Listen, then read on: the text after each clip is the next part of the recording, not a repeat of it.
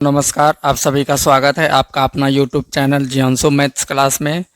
और आज HCF और LCM के बारे में बात करते हैं। सवाल की ओर चलते हैं तो सुनिए, सवाल में सबसे पहले देखिए अभाज्य गुणनखंड विधि द्वारा बोल रहा है ना, तो अभाज्य गुणनखंड विधि द्वारा HCF और LCM अज्ञात करने के लिए बोल रहा है।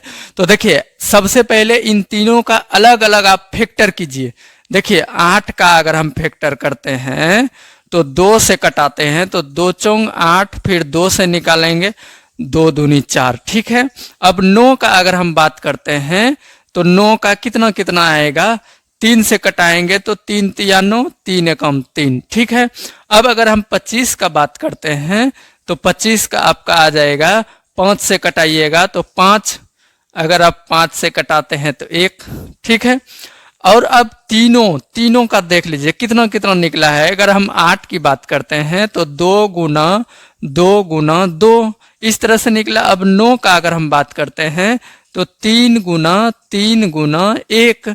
अब देखिए 25 का अगर हम बात करते हैं तो 5 गुना 5 गुना 1, ठीक है। अब HCF बोल रहा है ना, HCF निकालने के लिए तो HCF में याद रखिएगा कि जो तीनों में मिले, ठीक है, जो तीनों में मिलेगा उसे कहते हैं HCF। और LCM जो बचेगा उसमें से आप गुना कर दीजिएगा। तो देखिए HCF, अगर HCF निकालते हैं तो एक एक इसके आगे गुना होगा 1, अगर हम 2 से कटाते हैं तो 1 आएगा ही ना, तो उसी प्रकार हम रख दिया 1 तीनों में 1 1 मिल रहा है तो आप 1 हो गया आंसर, ये HCF हो गया।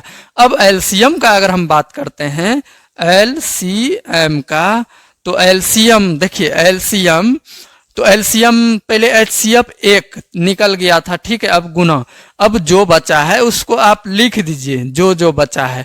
ये तीनों बचा था तो 2 गुना 2 गुना 2 तीनों रख दिए।